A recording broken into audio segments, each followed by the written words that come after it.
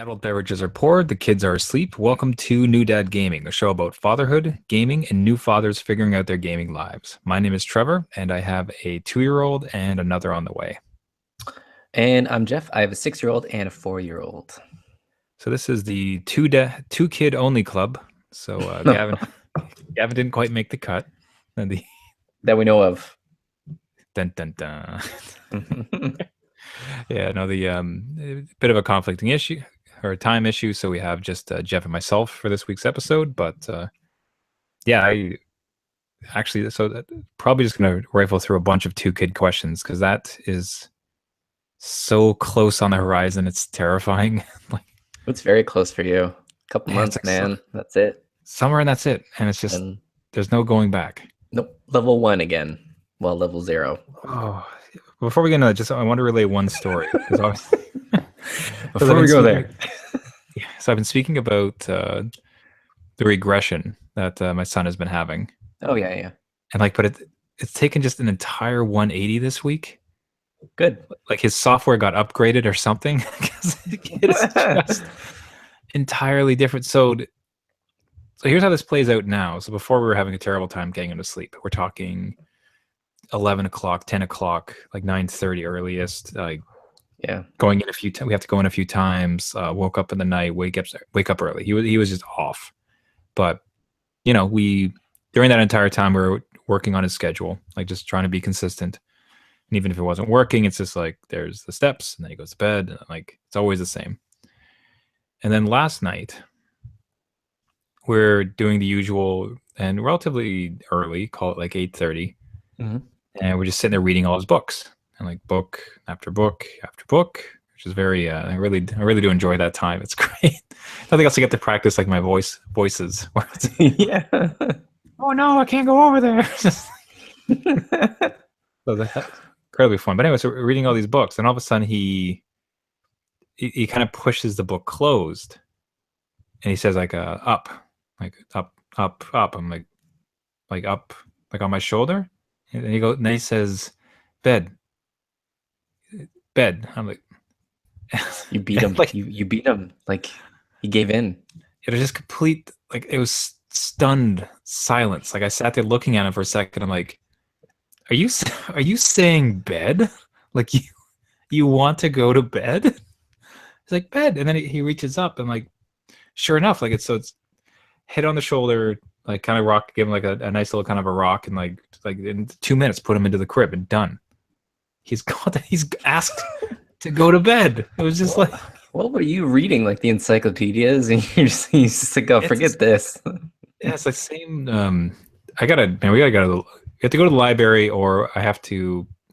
Actually, forget that. Like we have tons of books. I need to refresh what's in there because like the ones that are in his room, been reading for like 2 weeks. So like I'm getting sick of it. Yeah. Oh yeah. But and then he did it again tonight. So it wasn't even just like this one-time fluke. Same order of things. Like he eventually kind of just pushes away the books and it says like up and like bed. Yeah. Keep with it, man. That's the routine now. Just bam, bam, bam. Yeah. I'm just sitting there crying and like tears of joy. Yeah. Then after that, even before that, he was eating pasta, which again, like we would constantly just struggle with his eating, which is now past like we'd still like him to eat, I don't know, like a vegetable or meat perhaps, but still we'll take it. So he asked for bed. I just could just wrap the whole episode. Like that's enough. That's done. That's it. Walk out. Yeah. Otherwise, haven't been near a video game recently. No. So I have nothing to speak about. So for yourself, how have things been with fatherhood and gaming?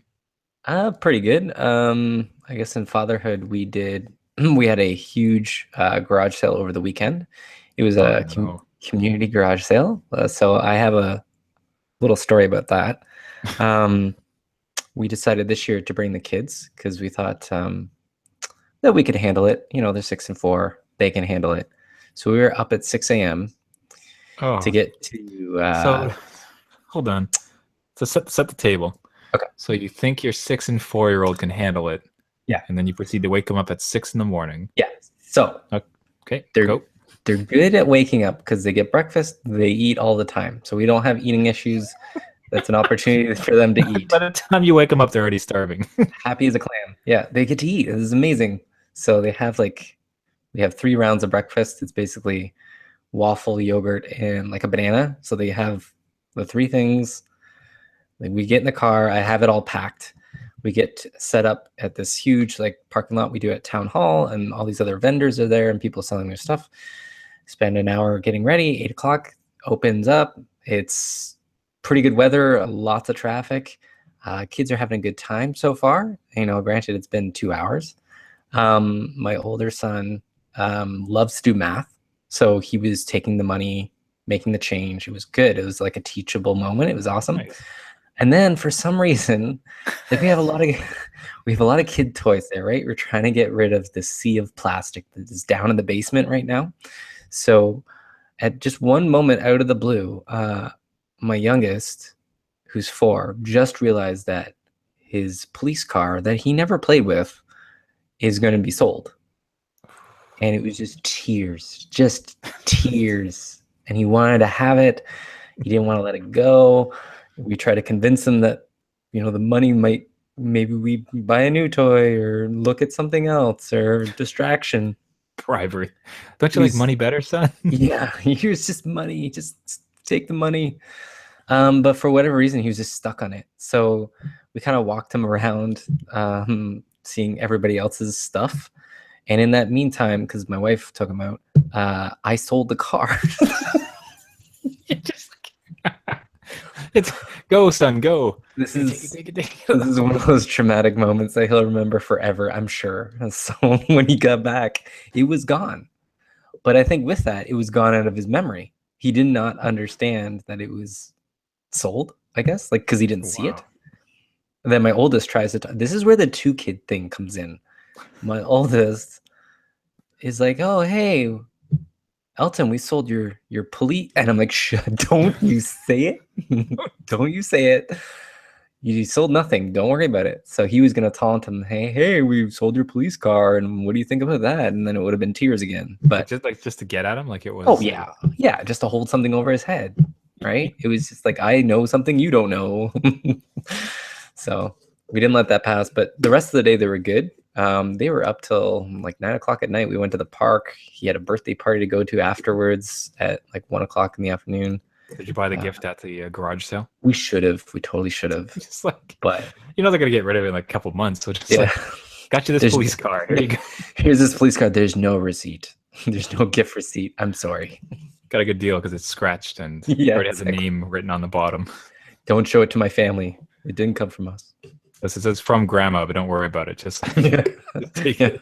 The batteries are dead in it. I don't know. I don't know why. I don't know how to open it. That's my favorite with some of the books is like we have a bunch of used books and you open up the front page and it's like to my little angel to my grandma one. Like here is best of luck in 2007 grandma. Yeah, all right, well, you know, while we're on books, one of the best book experiences we had was one of those recordable books. I don't know if you've seen those or heard those, but it's just like a nursery rhyme or a fairy tale or whatever. It could be like Frosty the Snowman, I think is one of them. And my mom, so their grandmother, recorded it, gave it to them for Christmas. They love that thing because it's her voice reading the story, right? So it's a way for them. And they recognize it, like, and they know that it's grandma. Yeah. So that's worked out well, and it runs on light, right? So you open the pages, and there's like little magnetic holes or something, and they read off the light. So it's just like self-reading, and it's. I will warn you, it's loud. It's like it's the grandma screaming. Maybe she's just right to the mic. But we had to tape over the speaker so that it wasn't as loud as. I feel like cotton over top of it just to muffle grandma a little bit. Hey kids, here's Frosty. Yeah, it's like I love it. Like, if your parents had gotten a fight like right before recording it. Yeah, it's like, where'd you put this? You always put that in the corner. Why would you do this? So it's just like on page 6. There's this like epic parent argument like going through. Frosty lost his magic hat. Yeah, here's this magic hat. It cost me half. What is this thing? What, he can't read to his own son? Oh, leave him be. They're very busy. Or just constant like beer in the background. And Frosty just slowly trails off. Just nothing but boxes of wine. Yeah. That's a good one. So that's man. I hear you on the garage sale thing, because like it's just there's just so much stuff, and it's like you would think it's almost like you get the impression that parents like are constantly spoiling and buying their kids stuff, but it's like by the time you've reached 6 months, like it's just such a mountain of stuff that people are loading on you. Yeah. Oh, for sure. And it just keeps coming, like birthdays, Christmases. Sometimes we get Easter stuff. Easter police cars. Yeah, please, God, no. So it's just, it piles up. And when you have the first kid, they're spoiled usually. Well, our son was spoiled, and then they feel bad for the second. So it's like uber spoiled, because now they're, oh, well, he's getting hand-me-downs and all this other stuff. And you're like, yeah, he is, because there's no more space. Just leave him alone. Notice. Great. Shh. He doesn't. Whatever. He thinks it's for him now. That's great. He doesn't know or care. He just put a little bow on it each time. It's a present. Yeah. Amazing. Yeah. Yeah. Yeah. Before we get into it, did you have any success gaming this week? The only gaming I did was actually with my son. We played Skylanders, which was an old game that we bought a while ago, but we pulled it out again. The one with the toys? Yeah, which it is such good quality craftsmanship, the animation in it, the characters. So you put like one of those like statuettes, amiibos, whatever they're called, on the portal, and it knows, and the portal talks to you, and then goes into the game, and you see your guy there, and it's like, it's really well done. Like, it's clean graphics, everything looks well detailed and stuff. My kid had a blast with it, so we were doing that. And then I've played Chrono Trigger on my iPhone. They released that one for iPhone? I didn't know that was on them. Yeah, I bought it a while ago, but I never got around to playing it, and I've never finished it as a kid. So I remember having it, I never finished it, because I think Final Fantasy whatever came out at that time, and I was just so enthralled in that series. Chrono Trigger never was finished, so now's my time. Geez, I might man, that might be a good idea, because I'm going to certainly need some sort of long form game as I'm sitting there. Yeah, it's a good one. For 4 or 5 hours in the middle of the night. There's no cheats, though. There's no cheats that I've seen. Oh. So it'd be easier to not have cheats. With Final Fantasy, both the Final Fantasies I played on the, wait, which one did I play? Hold on. 9. Sorry. Yeah. I played 9 on the phone. I just didn't have the appetite to grind and level up, and I just wanted to like get through it. So the cheats are perfect, but I don't know if I'd need cheats for that one, because I've never been through it before. Yeah, it's not really, well, it's kind of grindable, but not really. Like, it sets you up for the boss fights enough. Okay, nice. So it's good. It's good. Appreciate that much. So yeah, I mean, it was a heck of a day in thinking about.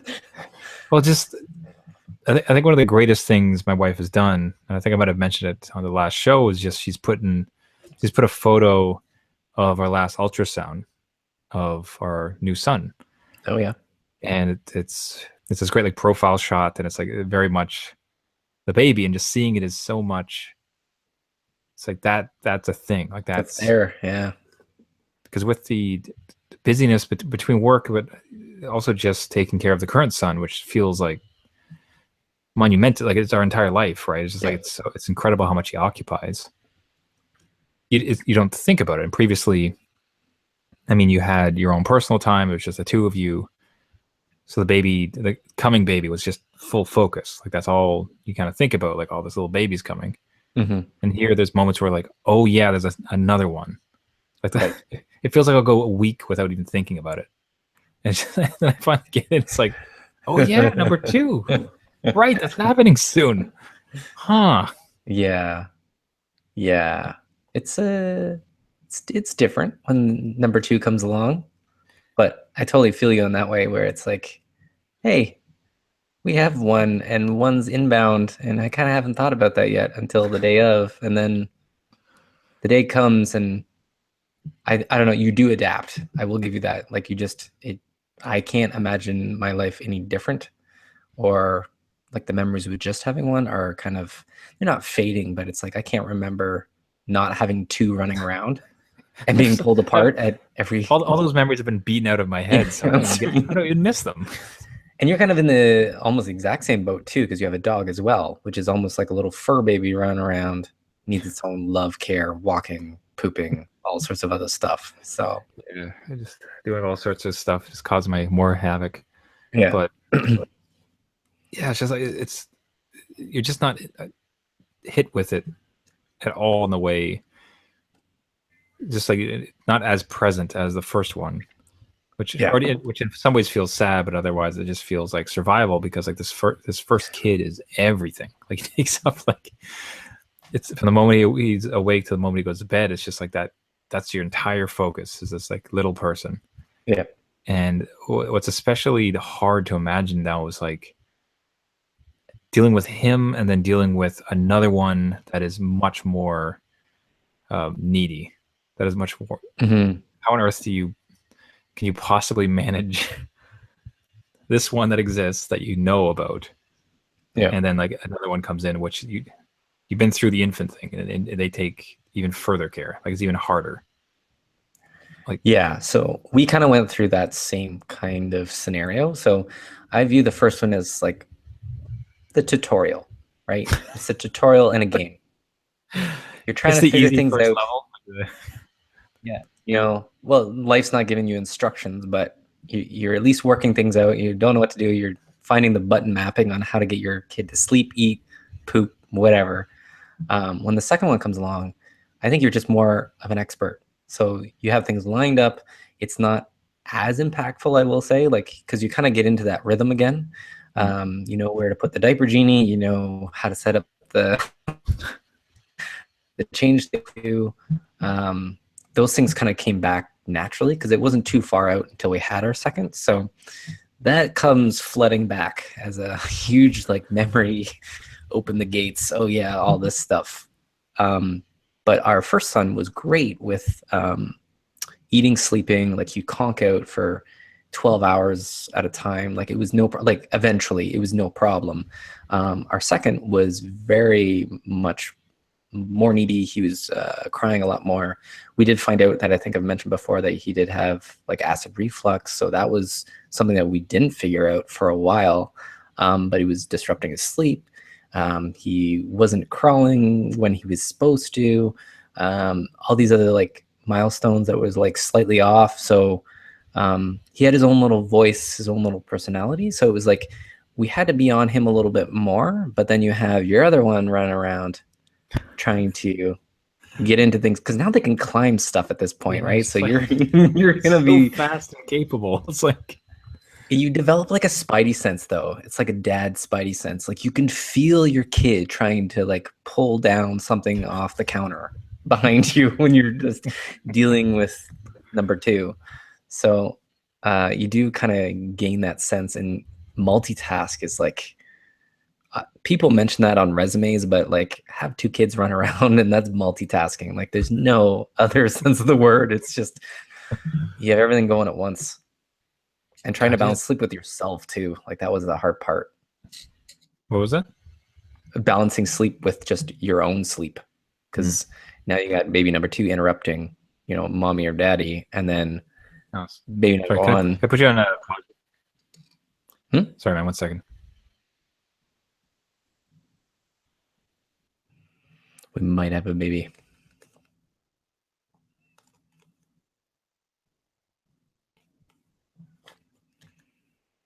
I wonder if I can play some elevator music. You still have your headphones in?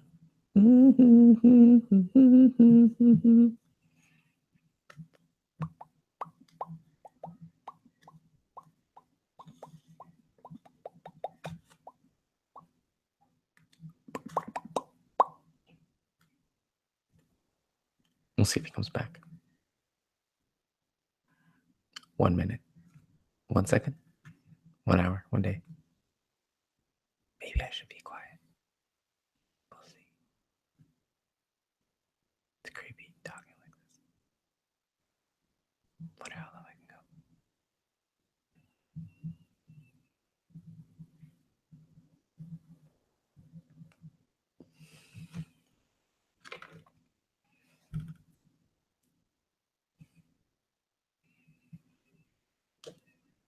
One more minute.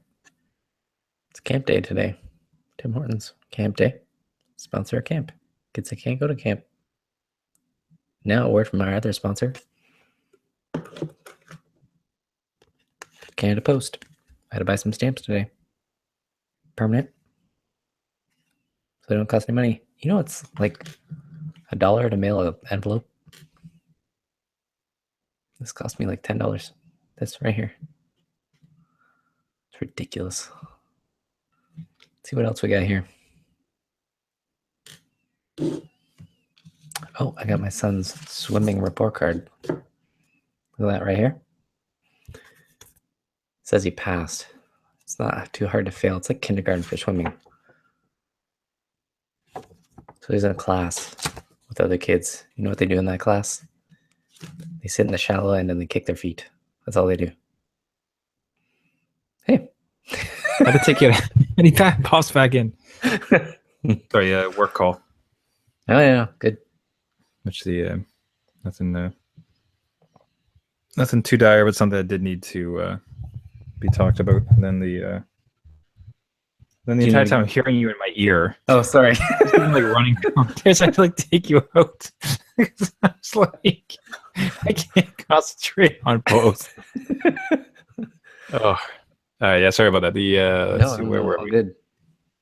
There's good stuff happening. Talking to kids, multitasking. Yeah. Sleep. Get your sleep. Okay. Yeah. So what do you mean with like that concerns me, because when we outnumbered the babies, like we were able to do this like trade-off thing, which was fantastic, where like one sleeps and then you switch and then the other one goes. I mean, the hope and the prayer would be that current little man's sleep is going to be able to stay as steady as possible, as it currently is, as in he goes to bed and he stays out for the night. Because there's a bit of a possibility of us like switching back and forth. But if this new one sleeps as badly as he did, in that maybe he's going to sleep from 4 a.m. to, or like 5 a.m. until like 9 a.m. The other one's going to wake up. So like you don't have that like. Yeah. It's like a continuous one-on-one defense.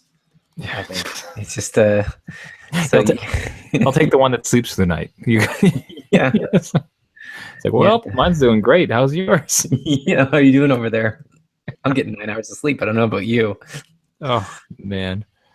But you will, because the first one, they can be as loud as they want. They can bang, you can give them coins in a jar and they shake it and whatever, like whatever keeps them happy. When you have baby number 1 sleeping and baby number 2 wants to do that kind of stuff, you'll be a lot of, oh, that's right. Shush. Yeah, when they get like sleeping. Shoot. That'll be like, yeah, when they turn into, I guess like, because I even forget about that, because like the immediate thing I'm thinking of is like the first, like call it like 4 to 5 months. But then from 6 on, yeah, they're a little bit more startled and stuff. So and you're still fighting with a 1-year-old. Yeah, like the 1-year-old and now a 3-year-old. Yeah. Yeah, damn, that 1-year-old to throw off the 3. Yeah. So if you have like parks nearby, best friend ever in the summer, you just get your oldest one out there, just out of the house while baby sleeps. Wintertime, kind of like wherever the baby can go, higher up and kind of out of the way of the older one. I think we played with ours in the basement because it's finished. Not like a cold cellar. You baby way upstairs. In the basement. You wear that baby monitor as far as the range will go, and then you play with that one there. But it works out. It's fine. Like I'm not gonna scare you. I'm just saying it's different. It's not like the first one. I don't know. Just like it feels like like we still don't have it. Like you'd mentioned, like you're kind of a quote unquote expert now because like you've been through it, and I am, I guess, hoping that a lot of it floods back. But I'm just trying to think about, like it doesn't feel like we have mastered this. We're still learning. Yeah, how to parent. For sure. You'll never gonna have this like whirlwind to throw it, like this whole new situation to throw it all off. Yeah, I never feel like I'm fully in control, but I'm doing the best I can. So I think it's more, hey, I'm piloting this airplane. Sure, it's upside down, but it's Yeah, still yeah, no, I'm still still good. airborne. Still airborne, haven't crash landed yet. So yeah, no, you just kind of do your best, because really it's every kid throws you a curveball in life that we had to deal with too. So Yeah, just even if you don't want to call it like mastery of parenting, because I think that's a pretty accepted concept that nobody is ever a master at it. You're just kind of doing your best. But even like with a lockdown of some type of schedule, and not classic baby schedule, but just like, this is our life now, and this is how we tend to like do things, and like dinner here, like weekends over, like like having some sort of like, call it almost like more orderly. And I guess when I'm looking at like our scenario, trying to think about this as, okay, we have our current scenario, though not masters of it, on lock. Like we feel good about all this. yeah, So now we will pile on a baby. right. It's just, of course. it's Player just 2 has like, entered the game. oh, yeah, it's like you're handling the boss fight really well, and then like a second boss comes in that like compliments and feeds off one another. Not even my final form, and just transforms into a new baby. Yeah, bath time it's been hard to reconcile. Like, and I think like that photo on the fridge has been one of the greatest things, because it's just every day I see it. Yeah, and it's no, it feels great. Like it's really warm. Like that's an amazing feeling, and that really brings a lot of the excitement. Like how happy it's going to be when he's here. yeah, But it just also brings forth all the stuff I haven't thought through yet. And like I feel so less mentally prepared than the first one. Like the first kid came, and as scary as it all was, like I was ready to get this going. Like yeah. This one, it's like I have not thought about this enough. Like I haven't fortified my mind to be able to. Yeah. I remember doing that with the first one. I was cleaning the the screens in the windows, something that you don't ever really clean, really. Like, you might take them out, but I was like Windexing them, cleaning them down, scrubbing all the inside of the frames, because they don't want like any germs in the house. That was the first child. The second child was like, I should do some laundry, just get ready and stuff. And we had a scheduled C-section, so we knew when the baby was going to pop.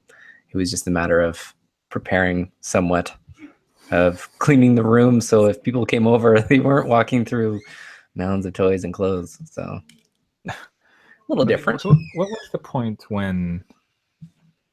So the infant and the 2-year-old for myself seems especially terrifying. Can you recall like a moment when it? And I think with my current son, like as of now, like him approaching 2, like this feels like he's chaos with legs. It's still like nuts, but it's still, I don't call it manageable, isn't the right word, but it's just like you can kind of work. You're starting to be able to work with him. You know what I mean? Like he'll kind of walk on his own. Maybe you can ask him to do something. He'll start to understand and do that thing. Yeah, he's in his routine, which goes like really smoothly. So call it, he's more manageable almost. Like what was the point for you when like it clicked for the 2 of them, where it's just like, okay, now we're set. Yeah. You've said.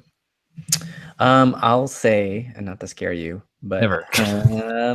I think when my oldest son, when he was 4, and my youngest was about 18 months, around there, 15, 18 months, just because 4 years he was completely toilet trained. He was sleeping through the night, like dry beds, everything. Could get in the car, put the buckles on himself, to the point where you just tighten it a little bit, and then that's a lot less work for you to take care of the 15, 18-month-old, where you should be doing the diaper changes, the car seat stuff, all the other stuff that comes along with it. It was just that freedom opened up again, and you're like, hey, I remember this feeling. I did this the first time. I don't feel so outnumbered. We're here. And like now, being 6 and 4, almost 7 and 4, it's great. Like, of course there's different challenges, and we have our own hard times, but it's it's different. They're self-sustaining, and it's not like handling them at every moment, trying to feed them, because they won't live anymore if you don't shove it down their throats. Yeah. It's more about stopping them from eating now and setting different rules and yeah, man, rules and discipline, and like no more baby gates. Like that was like a freedom of, oh my god, I never want to see baby gate again. Oh yeah, baby gates are cry. Yeah, so just adult annoyances. Yeah, but although I'm always like, it's funny. It is interesting how frequently we don't put it up, given our experience. Mm-hmm. He has a great. Firstly, he has great balance and great like strength to like walk himself down, up and down the stairs. And otherwise, he seems to respect the stairs and that he's not supposed to go near them. Yeah. But given the fact that we obviously had our awful scare where he went down the stairs, like you'd think I would have bolted it, but somehow like it just it's kind of like mellowed out in that sense. And like it's still, I catch myself being quite terrified when he starts to get close, and like we're still right on him. But yeah, baby gates, we definitely gotta. And really, baby gates aren't, when the second comes, it's not for safety anymore. It's for containment. Like, so when you're dealing with infant baby and you have a 2-year-old run around, you want them in the same room with you, because like you can't run out there when your wife's breastfeeding or you're with the bottle or whatever and changing the diaper. It's containment. You need them in the same. You need eyesight. So we gotta get the corral version, where it's just like the circle of like netting that keeps them in one spot. It's like that Rugrats cartoon where they're all in on like a little free range kind of cage, and they just had their own conversations. Yeah, and otherwise, man, like just from the gaming side, it's just, I don't know. This is probably it. Like I'm just trying. This is the end. I am trying to imagine like how. Like when on earth am I going to touch a game again after like 6 months, 8 months, a year? Well, it could be coming up soon. I think. Well, when my son was 3 and a little bit, I might be remembering that wrong. Maybe 3.5. He was a little Mario Kart in there. At least I showed it to him, and he liked looking at it. Gave him a fake controller. So be a player too. Yeah. He gets to stay up a little bit later. When baby goes to sleep, he's up a little bit until his bedtime, so you could see how that works. I don't know, but it will be a little bit before you get back into it, I think. Yeah. Are you angling for the VR set again? I'm not saying anything. Listen, I mean, you got 2 kids now. You can't. What's really key, listen, let me give you advice about the 2 kids. Never have your eyes obscured by anything. And in fact, you should probably remove anything from your house that would prevent. Or give it to someone you talk to on a weekly basis. It's a great idea. I'm not even kidding. Like for the first couple of months, like that might not be the worst idea. I'm trying to imagine like hopping in. At least 2, but it's you'd have to accept the joy and the heartbreak when it arrives and then it disappears again. Yeah, you're like, oh my god, no. I'd actually, like a couple of last times I touched it, I had turned off. Like I just hadn't been turning on the TV, and it had me thinking like, okay, what if I just brought it into my room, like the bedroom? No, I was thinking the other way, where you have the TV running like a kids show, and you're just in the VR. Oh, that would be as long as man, if he's either just gonna like volleyball spike the thing off my face, or B, I'm gonna go slamming him off of the couch like I'm trying to like dodge something. Just like there is no way that ends properly. Maybe even consider like maybe his like the logic isn't quite there yet. So when you put on the VR headset, he's like, "Where did your head go? What are you doing?" And who is this? Who is this man? Lights staring at me. You put googly eyes in the front. Oh my god. The lights alone, like he's gonna want to play with it. Oh yeah, bright. Probably put the thing on, ruin his eyesight. It's expensive. Blind him. Yeah, I don't know why Docky's cross-eyed. No idea. Oh, so the thanks for the vent session, but I think it helps give some confidence and doesn't scare Gavin in case he ever considers it. Yeah, I know. So Everybody, thanks so much for listening. This has been newdadgaming.com. If you'd like to reach out to us or find out more information, you can find us at our website, newdadgaming.com. We put up this podcast weekly. You can find it on iTunes, Google Play, and any other podcasting services. On that website, if you do want to reach out with a question, a show idea, anything else, we'd love to hear from you. For the podcast itself, if you can rate, subscribe, and pass along to a friend, we'd much appreciate it. And of course, especially new dads who game and at least have 2 kids. That's new minimum. So until next week, my name is Trevor, and I have a 2-year-old and another on the way. And I'm Jeff, maximum 2 kids, 6-year-old and a 4-year-old. Not minimum, maximum. Max, yeah. At least 2 kids. Maxed out. Just keep like upping it, where it's like 3, 4, 6. To get a trailer truck at that point, a huge van. Kids in it. Yeah, new dad gaming's in quotations because there's no chance. It doesn't work. Oh yeah. All right. Talk to you soon. See ya.